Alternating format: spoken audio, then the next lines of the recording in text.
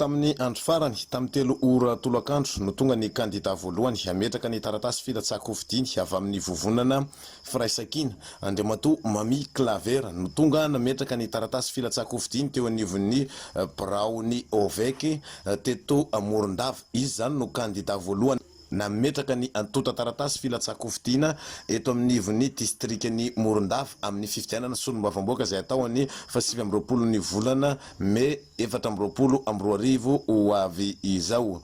Vonona ny tenany araka ny nambarany ary tsy manana fahavalo izy fa ny vahoaka ny tsara raha ny nambarany tamin'ny tafa izay ny fanaovany tamin'ny mpanao gazety taoriana fametrahany antotan-taratasy filatsahan-kovidiana izay.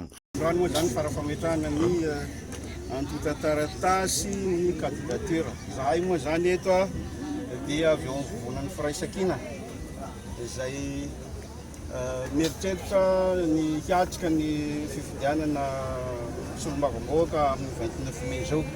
Ka dia maneho an'izay fahavononana zay zany izay nataonay androany zao nandatsaka ny dossier tafalatsaka moa izy zay complet dossier rehetrarehetra vita izy zao andraisa marque récépissé ara-dalàna zay.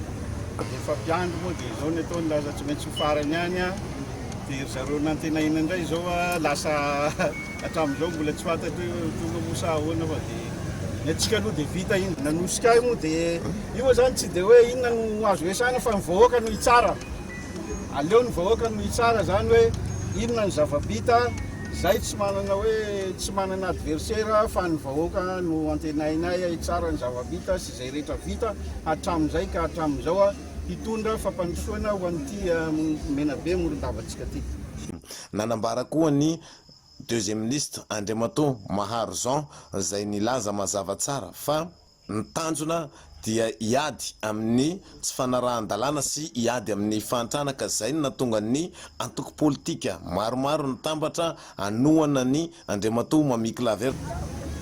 Zahay dia avy ato amin'ny vovonana Firaisakina izay hitambarany antoko politika manohitra ny fitondrana dia izahay reto zany iroso amin'ny fifidiana solombavam-bahoaka noho ny fanohizan'ny malagasy rehetra ny tolony eto Madagasikara.